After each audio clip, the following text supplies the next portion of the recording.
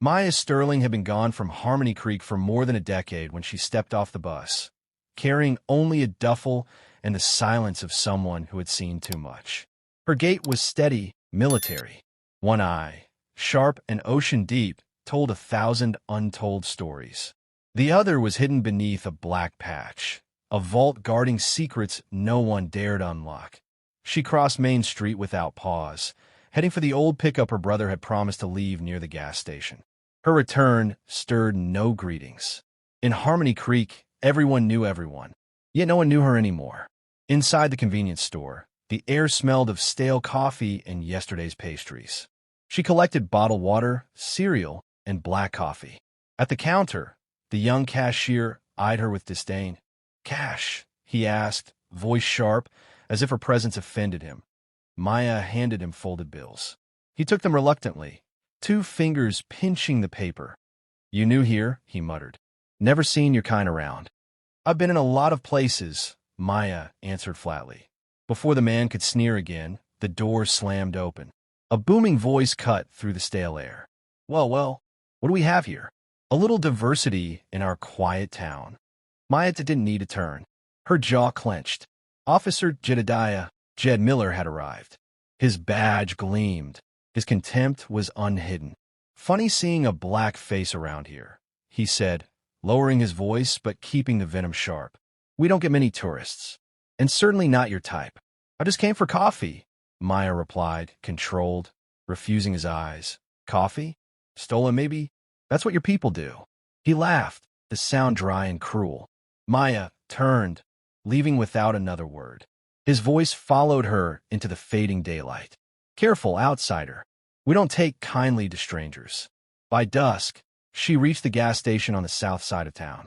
Sliding her card into the pump, she caught sight of headlights in her mirror, a patrol car.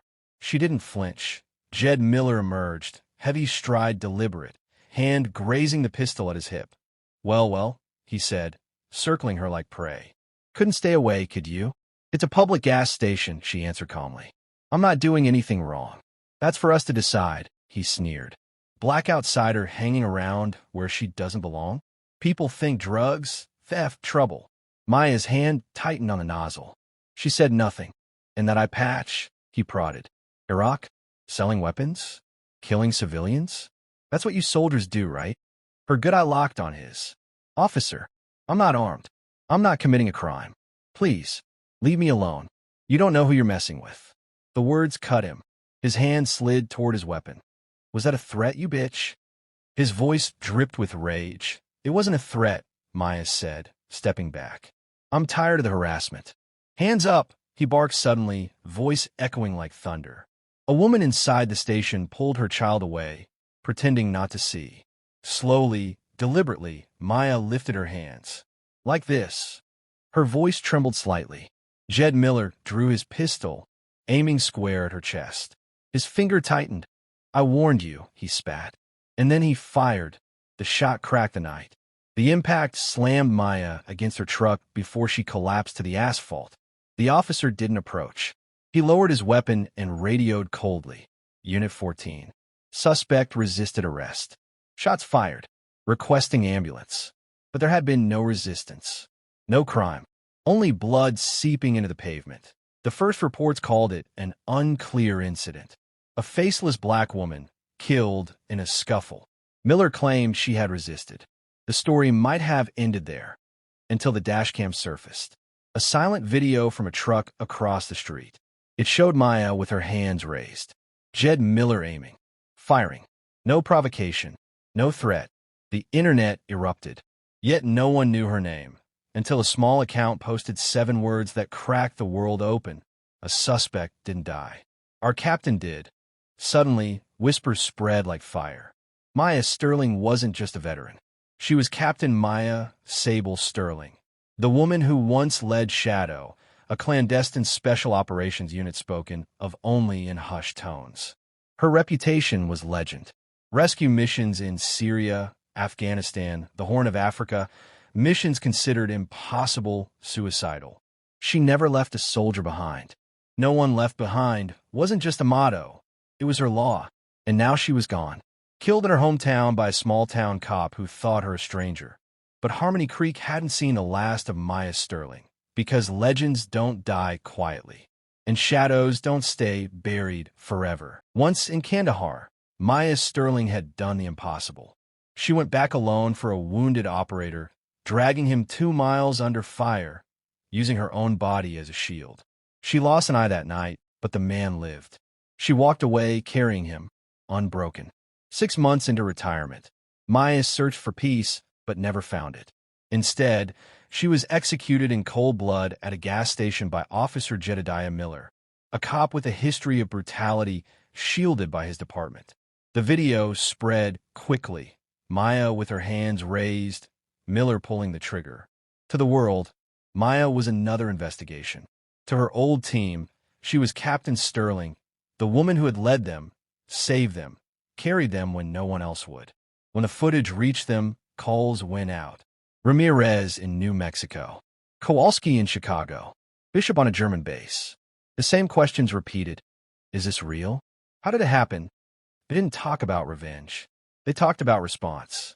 They watched the video frame by frame. Maya's calm body language, Miller's aggression, the absence of threat. Their verdict was unanimous. Executioned in a cabin in Virginia. 7 of them gathered, veterans scarred by years of war, but united again by her death. Ramirez spread files across the table. Miller's record, his complaints buried, his racist slurs in private forums. He was one man, but not alone. He was a product of a system that protected him. This isn't just for Maya, Ramirez said. This is for every victim without justice. Official, Kowalski asked. No, Bishop answered. Personal, the way she taught us, precise, silent, no collateral. We'll show them what it means to lose someone like her. They studied maps of Harmony Creek, dossiers on Miller's protectors.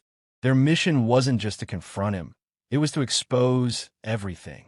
That night, the shadow team split apart, moving like ghosts toward the town where Maya had fallen at T3:12 a.m. Miller woke to find his porch camera offline. The sheriff's office didn't answer. Neither did 911. His security system was dead, doors unlocked. On his coffee table lay a single sheet of paper. No one left behind. Before he could reach his gun, a figure intercepted him. Not with rage, but with precision. When he woke, he was tied to a chair, blindfolded, surrounded by the faces of warriors he thought long gone. No shouting, no threats, just silence. They forced him to listen. Recordings of his victims. Videos of his violence. Names, dates, complaints buried by his superiors. Every ignored testimony laid bare. Each time he tried to speak, they sealed his mouth shut. Dawn, inboxes across the country flooded with evidence. Internal police reports, videos hidden for years, testimonies from silenced families. In front and center was a single image. The smiling face of Captain Maya Sable, Sterling in uniform, standing with her team. Not a suspect. A rescuer. A hero. The nation erupted. Protests spread. Federal investigations followed. This time, the system could not bury the scandal. Maya wasn't just one woman anymore. She was a symbol, a storm, her story impossible to silence. In their hidden command post, the shadow team left a folded flag beside a plaque. Maya Sable Sterling. Captain. Rescuer. Legend. Fallen in her country. Lifted by her people. In Harmony Creek. One mural rose across from the police station. In bold black letters, it declared, they thought they killed a woman. They woke up a storm.